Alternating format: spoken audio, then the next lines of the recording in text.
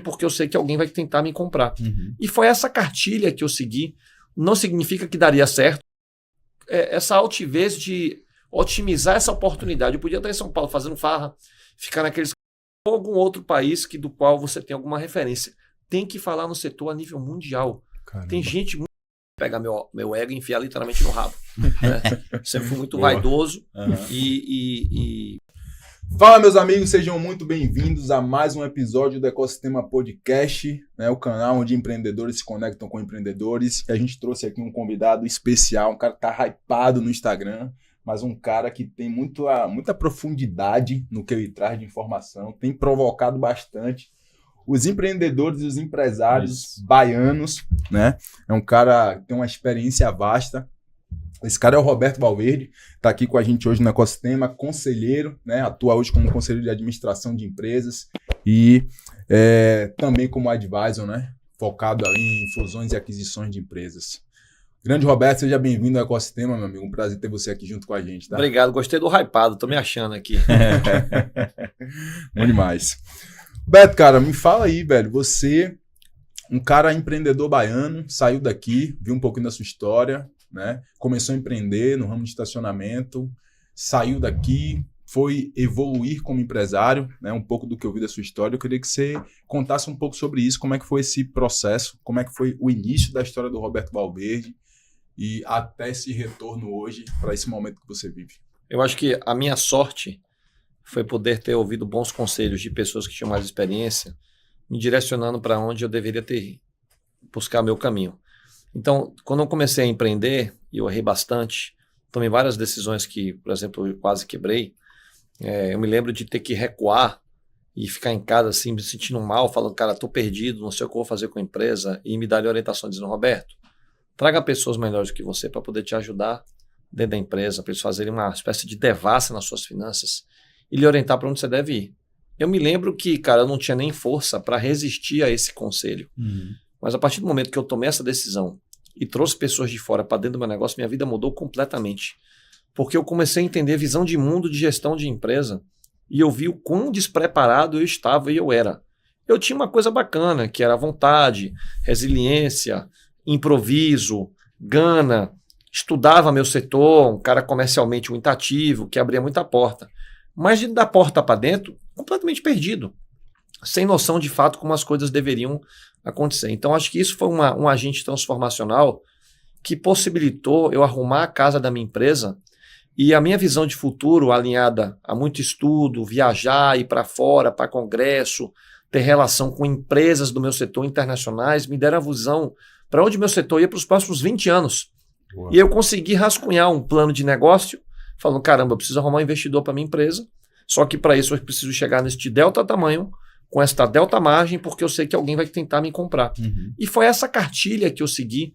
Não significa que daria certo, mas eu dei a sorte de acertar o timing e achar um investidor que estava estudando o meu negócio. Então me posicionei na hora certa com uma empresa que já estava arrumada para arrumar um investidor. E aí eu fui assessorado por advisors de M&A, profissão essa que eu exerço, e eu fui entendendo a importância de uma boa assessoria para você sentar e negociar com o gorila e você tomar menos nabada, que eu tomei várias, mas eu poderia ter tomado muito mais.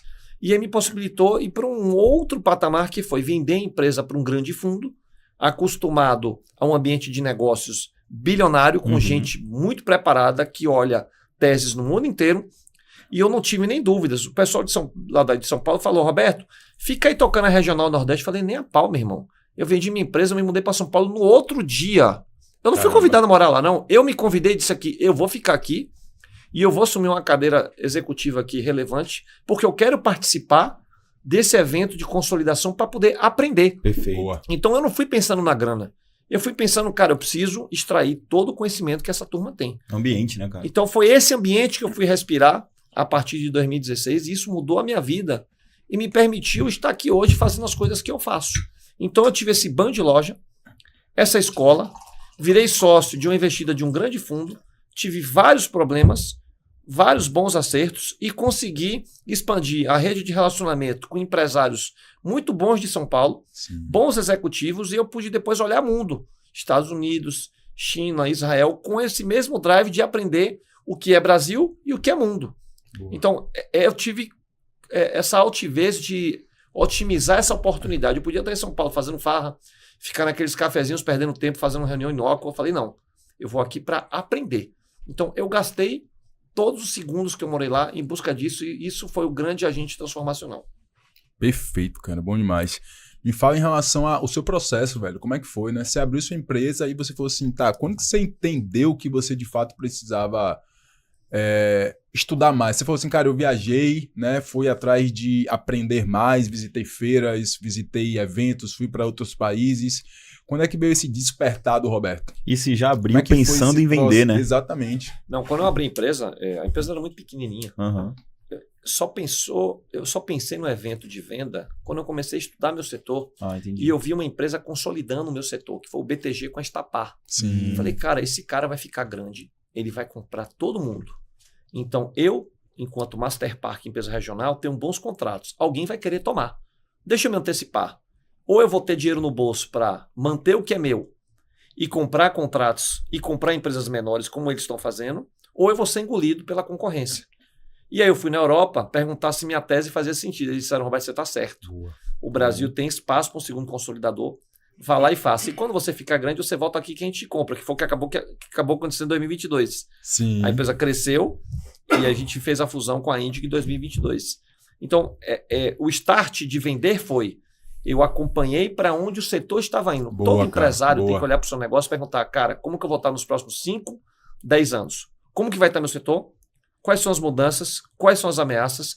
Como que eu estou posicionado? Eu tenho dinheiro para me manter? Quem está fazendo algo diferente no Brasil e no mundo? E no mundo tem que ir para a China, tem que ir para os Estados Unidos, dar um pulo de Israel ou algum outro país do qual você tem alguma referência.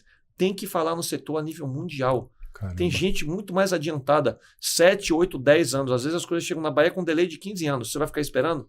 É como se a gente estivesse falando de catálogo telefônico aqui ainda. Com o smartphone Editel. indo com a IA, entendeu? A gente está na fase do Editel aqui. Então, acho que isso foi o despertar. Cara, e isso dá uma visão pro cara, a nível até de planejamento mesmo, né? Pro cara planejar para onde é que tá a visão de 5 anos, de 10 anos do negócio dele, né? Quando ele realmente estuda o mercado. Eu acho que realmente muito empresário ainda tá na linha inclusive essa é uma visão que eu aprendi agora, assistindo um podcast seu, antes dessa entrevista, onde você falava sobre isso. Cara, estuda o seu segmento para entender para onde que ele tá indo, para balizar suas decisões, ajudar no seu planejamento, na sua visão.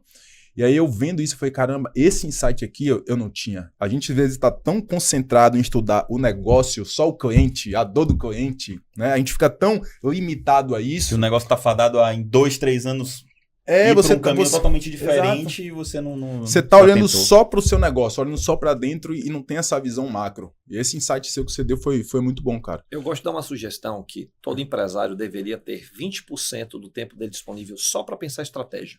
Eu sei que é difícil ouvir isso, falar, é fácil falar porque você está engolido na operação, você tem que fazer cara. Mantra seu. Acorda de manhã, tomou o café da manhã, levou o filho na escola, até 10 da manhã, fique estudando. Eu estudo inteligência artificial todo dia. Só estudo no domingo. Uhum. Todo dia eu pego um insight novo. Eu dedico pelo menos 1 hora, 1 hora e meia do meu dia para fazer isso. E olha que eu estou atrasado. Então, essa dinâmica vai lhe permitir você coordenar a sua agenda para próximos passos. Pensa o seguinte, quando você dedica a parte para pensar estratégia, você vai ficar menos engolido pela operação, porque você vai deixar de apagar incêndio. Perfeito. Entendi, meu negócio está pegando fogo nessa área de operação, então eu entendi que eu preciso trazer alguém que resolva essa dor para mim. Onde que eu vou arrumar esse cara? Quanto que ele custa? Posso pagar? E se não, qual é a condição comercial que eu posso botar na mesa para que ele venha trabalhar comigo? Eu dei um pequeno exemplo. A gente está aqui num podcast. Sim. Podcast de negócio nichado. A gente estava batendo um papo aqui sobre como alavancar a audiência. Uhum. Caramba, tem que falar com os caras lá dos Estados Unidos que já estão fazendo isso há 8, 9 anos. Mandar uma mensagem, fazer uma videochamada, pegar o avião, chegar lá na humildade e falar, cara, eu tenho esse podcast, nesse nicho, nesse segmento, eu quero ir para esse lugar. O que é que você acha? O americano é pragmático pra caramba e ele gosta de ajudar, ele vai te dizer o que você deve fazer. Às vezes você está indo para um caminho totalmente errado, você gastou 2 anos queimando dinheiro, queimando tempo, fica desmotivado, achando que o negócio não serve. Não, é a sua visão que não está correta. E você dá o que a gente chama da famosa pivotada, né? Bom demais, cara. Cara, qual foi os seus maiores desafios nesse processo de crescimento aí do Roberto e até a venda da sua empresa? Primeiro eu tive que pegar meu ego e enfiar literalmente no rabo. Né? Sempre fui muito vaidoso e centralizador. Né? O empresário, como ele geralmente tem um time mediano para ruim, ele vira centralizador por natureza. Porque ele gosta de dar chicotada, como eu fazia, eu era o senhorzinho malta da minha empresa. Né? Chicotada, você chicota o gerente ruim, que ele te olha já coitado e fala, cara, esse cara aqui tá me dando porrada de novo, não aguento mais trabalhar aqui. E aí você fica numa espiral. Então, eu precisei quase que quebrar para poder aprender que eu era um empresário ruim, com uma visão acertada, mas um péssimo gestor, e me colocar no lugar de aluno e voltar para a sala de aula e recomeçar do zero. Foram 2 semanas muito difíceis.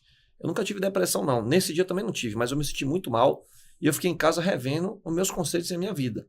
A minha sorte foi que eu sempre fui um bom ouvinte. Então eu consegui internalizar e fazer esse shift mudar e apagar o passado e pensar no presente e ir para o futuro. Então, assim, esse aspecto da minha personalidade me atrapalhou. E me atrapalha até hoje. Até falo de maneira incisiva, que as pessoas me acham arrogante e eu entendo isso. E possa ser que eu fale dessa maneira mesmo. Então, eu tento lidar com esse leão e brigar com ele todos os dias. Mas, assim, é uma coisa que geralmente nos cega e foi uma dificuldade que eu tive. Então, hoje, eu procuro sempre sentar na mesa e achar que eu não sei nada. Estou aqui para poder aprender, trocar experiência. Se eu puder contribuir com alguma coisa, tranquilamente. E é isso que a gente faz em conselhos de consultivo de empresas. Porque os empresários estão ali apagando incêndio. Exato, a gente dá uma sugestão e aí você às vezes se vê no lugar do cara e fala, puta, eu já fiz isso. Já passei por aquilo.